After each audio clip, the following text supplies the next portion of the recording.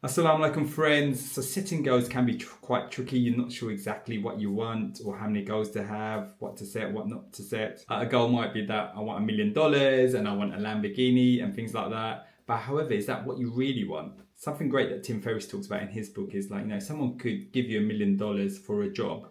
Sounds great, and you do that for a year. But however, if that job involved you working 24 hours a day, all the time and things like that, then that's definitely not something you would want. Well, I wouldn't anyway. I still want my social life, being able to go out, have some character. So I saw a really great video by Dan Coe, and he talks about having anti-goals instead. So sometimes it's a lot easier to know what you don't want rather than what you do want. And he also talks about how if you keep doing these anti-goals or doing these things that you don't want, what will your life look like in a year, 2 years, 5 years? Where will you kind of end up? And it's good to kind of think like that. It also sets up this kind of negative energy that kind of really helps to kind of push you towards your goals. When you start thinking about, oh my gosh, if I stay on this track, I keep doing these things, how am I going to end up? So what are anti-goals? Just to quickly summarize, these are the things that you don't want to do, the things you want to avoid. So I'm just going to go into like some of my anti-goals that I have come up with. My first anti-goal is being unhealthy. So imagine having like really ill and just eating unhealthy food, not being strong, not being able to walk properly, having other issues like heart disease, also like diabetes and things like that are very sort of common within my family. So that's something I definitely don't want to have. I want to kind of avoid that. And being healthy is not just about your looks and your appearance, but it's also about, your ibadah as well, being able to pray and doing things like that. And, it's not just about putting on a nice t-shirt and things like that. So yeah, it's super, super important. If you don't have your health, then, what do you have? And there was a really good quote I got from like a podcast. You could have all the money in the world, but if you were really ill and had some really chronic disease, that money, you'll just give it up in an instant just to feel much better. So I need to make the most of my health while I still have it and continue to get stronger and better. The next anti-goal is neglecting my faith and being a Muslim. That's like super important. It kind of directs everything within my life. I want to avoid like not praying, not going to the mosque, not doing things like that. And also I remember hearing a good talk in the mosque one day, and we were talking about how, when you have people that are, mashallah, very practicing, reading Quran, doing a lot of things like that, they're very kind of chilled and very peaceful and stuff.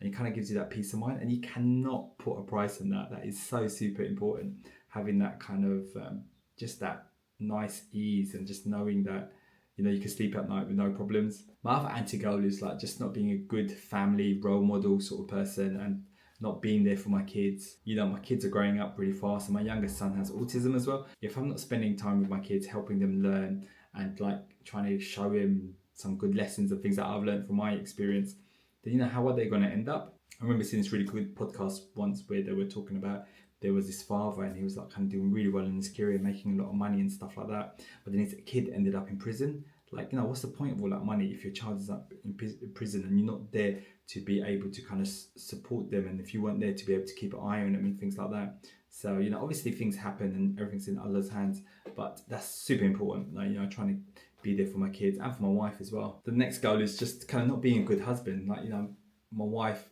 alhamdulillah, she's been amazing, and yeah, we've kind of like really worked together, and like she does so much. She's literally like the rock of the family. She looks after the kids. She does so much around the house and everything. So it's very important to kind of spend time with her, be a good husband and things like that. And yeah, that's like something I need to make sure I don't neglect and don't forget about. And it's so easy for me to just take her for granted. So yeah, definitely want to spend time with her, try and go out, and whenever we can have our sort of date nights and like go out for meals and things like that. And yeah, recently we just started going out for walks in the morning, just in the park. I highly recommend it. It's such a simple thing, but just me and her, just a bit of time. We just go to the park, nothing, no TV, nothing like that. Fantastic, definitely recommend it. Next anti-goal is not having financial security as well. So like, having lots of bills and things to pay and like lots of debt. And I know when I had some debt when I was a lot younger, like I was really worried about it, and you can't even kind of sleep at night. So alhamdulillah, I've managed to clear out like all that sort of debt. And I, don't use a credit card. I kind of pay everything on the debit card. I also want to have money just to help support the family, support my mum, support other people, give to charity as well. So yeah, it's really important. Like, not to have that financial security would be like really like tough. The other anti-goal I want to talk about is like my job. I want to have a job that I like. It's more important to have a job that I like rather than just one that pays me lots of money. Like having a good boss, having a good team, having a job that I enjoy going to, having work that I kind of like doing. And alhamdulillah, I'm in a job where I'm able to do that at the moment. So yeah, it's like really important. Like, I don't want to go somewhere where you're kind of like, it's a really toxic environment and really stressed out and things like that. And if you are someone in that position, inshallah, things will make it better for you and things will get easier. And sometimes it's not worth staying in that job when there's a lot of toxic like culture and stuff like it does a lot of harm and a lot of damage. So try and get out and try and find something that aligns up with you. And for one person, one particular company might be fantastic. For someone else, it might not be. But anti-goals are super powerful because they kind of help drive you forward and help you kind of think about, and kind of makes you scared about what will happen if you don't put that energy in and that time in. And I'd say the key thing is just to write your anti-goals down and just kind of look at those quite regularly. And if you've got any anti-goals, please put them in the comments and let's help each other grow, inshallah. Assalamu alaikum.